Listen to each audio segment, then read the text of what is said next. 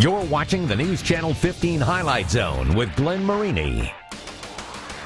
Sports coverage you can count on with the Highlight Zone starts now. Me and Chandler were both team players. McCall's a load. I think Carroll's got a lot of talent. Had to battle back, battle hard in practice, always competing against each other.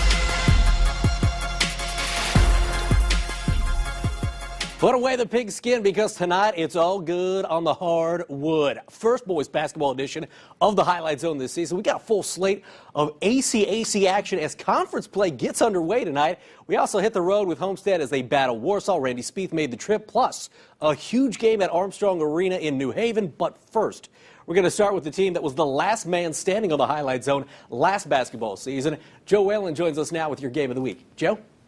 Yeah, Glenn, Concordia's run last season ended in the 3A state championship game. 8 months later, and the Cadets are replacing 8 seniors. DJ McCall, the lone major holdover. That's a lot of fresh faces on the box score. All Carroll's Chandler White does is fill up the box score, and the Chargers hoping that would lead to win number 1 on the season tonight. White, the junior, already with an offer on the table from Boston College, but it's the sophomore Reggie Tharp making noise early, pretty spin in the lane and the floater, part of a 14-4 run to open the game for the Cadets, but Chandler White and the Chargers would respond, getting out loose for the flush, part of a 17-4 run. Carroll comes right back, but DJ McCall leaking out, and the senior says, I will raise your dunk right there with a two-handed flush. It was 24-23 Carroll at the half, but in the third, Chargers start to pull away behind Mr. White. Knocks down the jumper off the screen later. Stop, pop, and drop. White starting to feel him. Then in the fourth quarter, tie ball game. Kick out to White. He had a game-high 20 points, and Carroll was in the driver's seat. One last chance for the Cadets now. Down 3 with 7 seconds to go. Ball ends up with Tharp, but his 3-ball off the mark as the Chargers pick up win number 1 on the season. They hold on 48-45. That was great, coming out with 2 losses, had to battle back, battle hard in practice, always competing against each other. Feels good to come out and get a win against someone else. I think we settled down a little bit. Chandler got hot. We did a nice little ball screen with him, and he got some open looks, got Kyle a nice 3 on it. And I think we kind of settled down. We had a nice lead, then we kind of gave it away with some poor play, but found a way to win. Concordia opens SAC play next Friday when they host Bishop Dwenger. Meanwhile, Carroll hosts Northrop on Tuesday. Glenn, not the prettiest basketball game you'll ever see, but Chandler White coming a big one and counted most. Carroll gets win number 1. And I think if you're a basketball fan like we are, you'd like to see this game played maybe again at the end of the season. They have both so many young parts that are going to get better by the end of the year. Should be a great season for both. All right, hey, next stop, By-Hay Arena. Northside, you're defending SAC champ. The Redskins hosting DeKalb. First quarter action, Jeremy Jones says, I'm going to make this fancy. Nice little 2 there. DeKalb says, we're going old school, backdoor cut. Dalton Daub had 18 to lead. DeKalb actually led everybody, but Northside's D would take a bite out of the Barons. Mike Davis, the 6'5 senior, he's a load. He gets the steal, the foul, led Redskins Nation with 16. How about Tanner Moore down low, 2 of his 14, but DeKalb down 6 after 1. Davis was unstoppable tonight, gets to the rack, then it's Marco Lee wide open. Northside would win this one by 10, 51-41, but afterwards, not exactly happy.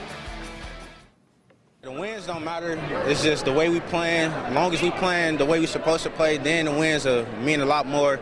But we just need to come play stronger and faster and better. It's ridiculous. Our effort is ridiculous. We got to get better. At the end of the day, we're not going to be successful in our sectional or with the rest of our season playing the way we played tonight. So not impressed with the way we played. High expectations for the Skins. Next up, it's DeKalb hosting Leo on Tuesday night. Northside opening SAC play with Snyder at home. And next Friday, I smell game of the week. At Wayne High School, last time Justin Mitchell played at home, he scored his 1,000th point. That was earlier this season against Belmont. Tonight, General's hosting Lakewood. That was Andrew Johnson with the pull-up for Lakewood, but Justin Mitchell answering with the passing game. Austin Robertson, this kid's going to be a beast when it's all said and done on the football field. But play some hoop as well. Gets to the 2. How about Cameron LaShore? Great defense. You know Coach Raren's liking that. Gets the bucket as Wayne is looking good in the first. Fast forward to the second quarter. Austin Mann, the boys in blue get a triple right there, but Jesus Mitchell would be aggressive with that Wayne defense. Up high to Cameron LaShore. Wayne puts over 100 on the board. It's a 102-73 win for the Wayne Generals. Well, we're done with SAC teams, which means it's time to hit the road. One of tonight's most intriguing matchups taking place in Kosciuszko County. Randy Spieth made the trip and joins us now with more. Randy? Glenn, after losing their season opener to Huntington North, Homestead bouncing back in a big way. On Saturday, the Spartans beating Maryville, one of the state's top 4A teams, by 29 points. That win earning Chris Johnson his 200th victory at Homestead. He and the Spartans at Warsaw tonight. Tigers' Rashawn Jackson getting the scoring started early through the 2 Spartans big men up and in for 2. Warsaw up by 2, but the Spartans 2 bigs get on a roll. Sophomore Caleb Schwanigan inside, hooping the harm. Homestead up by 3. Then it's Dana Batt, the other big, up and off the glass for 2, but Schwanigan stealing the show in the first. Check this, he's running point in transition and smooth operator right to the rim. The big fella not done either. He's showing he's got a little range this year, 2 a little long, 2 along the baseline. He did this one with 24 points, 11 boards. It's close at the end, but Spartans get the W, 49-48. Glenn, back to you. Schwani full of talent. Hey, big game at Armstrong Arena. New Haven ranked 11th in 3A. Blackhawk 21st in 1A. New Haven up 13 at the half, but in the third, that's Wesley Davidson with the bucket inside. How about Jalen Watley, though, going the other way, 52-36. New Haven, Joey Moreland, known for the shooting, but gets inside there. And then you're going to see Jordan Hogan, just a catching passes. Throws it to Steve McElvain, gets it to Lowell Griggs, and that is beautiful basketball. New Haven a winner tonight at home, 74-56. Great defense. That's what it needs, man. After all our hard work and practice, I think that's what paid off, our defense. Keep their shooters in our head, talk to each other where the shooters are going off screens and everything like that. We know if we can sit down and play good defense that we had a good chance to win this basketball.